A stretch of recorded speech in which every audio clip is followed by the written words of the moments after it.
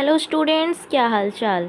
स्वागत है आप सभी का हमारे YouTube channel stars vision classes पर, जिस पर आप सभी पढ़ते हैं बीएससी के लिए जूलॉजी, बॉटनी और केमिस्ट्री, जिसमें कि आज हम आप सभी के लिए बीएससी 6th सेमेस्टर की बॉटनी क्लास लेकर आए, जिसमें आपकी बुक चल रही है cytogenetics, plant breeding and nano technology, जिसमें कि आज हम आप सभी के लिए लेकर आए एंडोप्लाज्मिक रेटिकुलम का टॉपिक, जो कि हमारा लेक्चर 4 होने वाला है। इससे पहले की वीडियो में हमने राइबोसोम की स्टडी की थी। पहले की सारी वीडियोस जो हैं वो प्लेलिस्ट में ऐड कर दी गई हैं, आप सभी चाहें तो वहाँ से जाकर देख सकते हैं। इसके साथ ही साथ आप सभी हमारे टेलीग्राम चैनल को ज्वाइन कर सकते हैं, जहाँ पर कि आप सभी को नोट्स से रिलेटेड जो भी हेल्प होती है वो प्रोवाइड करा दी जाती है। और इसके साथ ही साथ आप सभी हमारे व्हाट्सएप चैनल को भी फॉलो कर सकते हैं, उससे भी जुड़ सकते हैं, जहाँ पर कि आप सभी को सारी वीडियोस की नोटिफिकेशन टाइम से मिल जाती है, जिससे कि आप सभी को कोई वीडियो मिस नहीं होने वाली है। तो आज की इस वीडियो में हम डिस्कस करने वाले हैं एंडोप्लाज्मिक रेटिकुलम के बारे में। सबसे पहले आप सभी चैनल पर नए हैं तो सब्सक्राइब कर लीजिए, वीडियो को लाइक कर दीजिए और अपने फ्रेंड्स के साथ शेयर कर दीजिए। तो आइए वीडियो को स्टार्ट करते हैं। Endoplasmic reticulum is a complex network of tubular membranes exclusively present in the cytoplasm of eukaryotic cell. यानी कि जो एंडोप्लाज्मिक रेटिकुलम है ये कॉम्प्लेक्स नेटवर्क है किसका?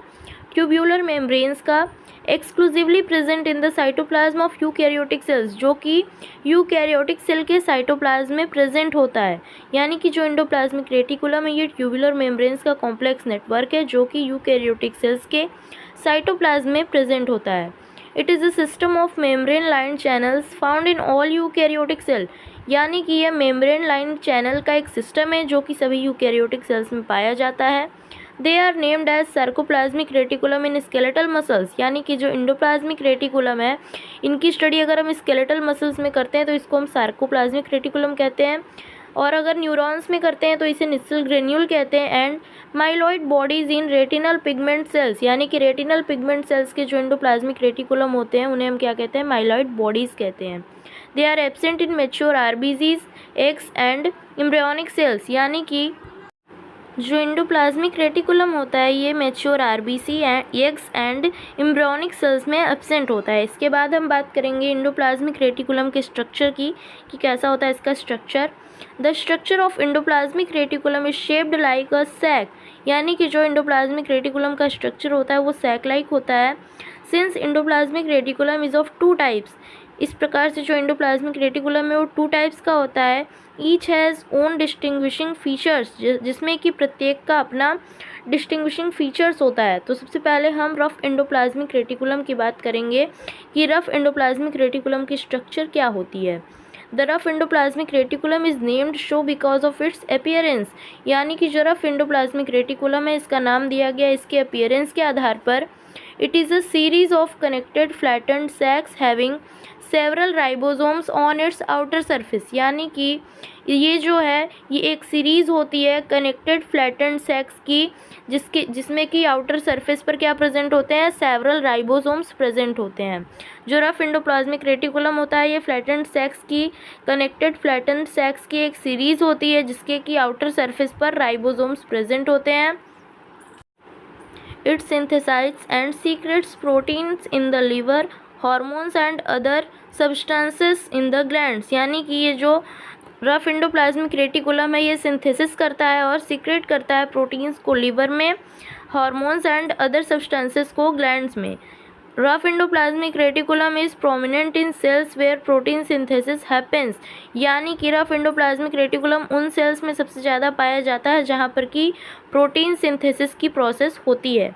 इसके बाद नेक्स्ट क्या है? नेक्स्ट है स्मूथ एंडोप्लाज्मिक रेटिकुलम स्ट्रक्चर। इसके बारे में हम जानेंगे।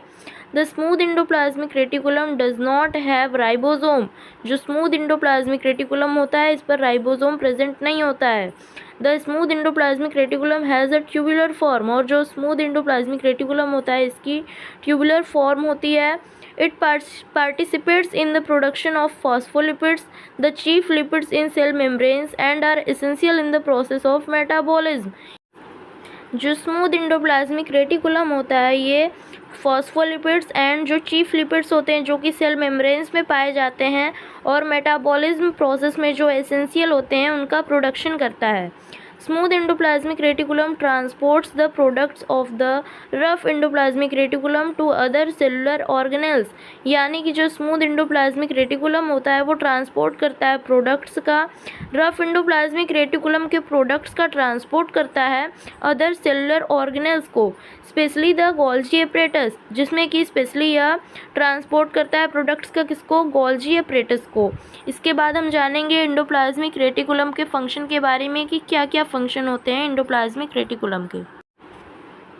Smooth endoplasmic reticulum is responsible for the synthesis of essential lipids such as phospholipids and cholesterol, यानी कि जो स्मूथ एंडोप्लाज्मिक रेटिकुलम होता है ये एसेंशियल लिपिड्स के सिंथेसिस के लिए रिस्पॉन्सिबल होता है, सच एज जिसमें कि फॉस्फोलिपिड एंड कोलेस्ट्रॉल मेन है। It is also responsible for the metabolism of carbohydrates, या कार्बोहाइड्रेट मेटाबॉलिज्म के लिए भी रिस्पॉन्सिबल होता है। It is also responsible for the production and secretion of steroid hormones, जो स्मूथ एंडोप्लाज्मिक रेटिकुलम है यह स्टेरॉयड हार्मोन्स के प्रोडक्शन एंड सिक्रीशन के लिए भी रिस्पॉन्सिबल होता है। Smooth endoplasmic reticulum store and releases calcium ions, यानी कि जो स्मूथ एंडोप्लाज्मिक रेटिकुलम होता है यह कैल्शियम आयंस को स्टोर भी करता है और रिलीज़ भी करता है। Functions of rough endoplasmic reticulum is associated with protein synthesis, और जो रफ एंडोप्लाज्मिक रेटिकुलम का फंक्शन है वह प्रोटीन सिंथेसिस से जुड़ा हुआ होता है। It plays a vital role in protein folding, यानी कि जो एंडोप्लाज्मिक रेटिकुलम होता है इसका महत्वपूर्ण एक भूमिका होती है प्रोटीन फोल्डिंग की प्रोसेस में। सो स्टूडेंट्स, हमारी आज के वीडियो में बस इतना ही, जिसमें कि हमने एंडोप्लाज्मिक रेटिकुलम के बारे में जाना। मिलते हैं हमारे नेक्स्ट वीडियो में जिसमें कि हम गोल्जी एपरेटस की स्टडी करेंगे। So students, be ready for our next video. मैं फिर से कहना चाहूँगी, चैनल पर नए तो सब्सक्राइब कर लीजिए, वीडियो को लाइक कर दीजिए, फ्रेंड्स के साथ भी शेयर कर दीजिए। नोट्स से रिलेटेड आप सभी को कोई भी हेल्प चाहिए तो आप सभी हमारे टेलीग्राम चैनल को ज्वाइन कर सकते हैं। वीडियो कैसी लगी कमेंट करके ज़रूर बताइएगा, और जो भी टॉपिक के आप सभी को नोट्स चाहिए वो भी आप सभी कमेंट करके बता सकते हैं। वीडियो कैसी लगी आप सभी कम से कम इतना तो बता ही सकते हैं। थैंक्स।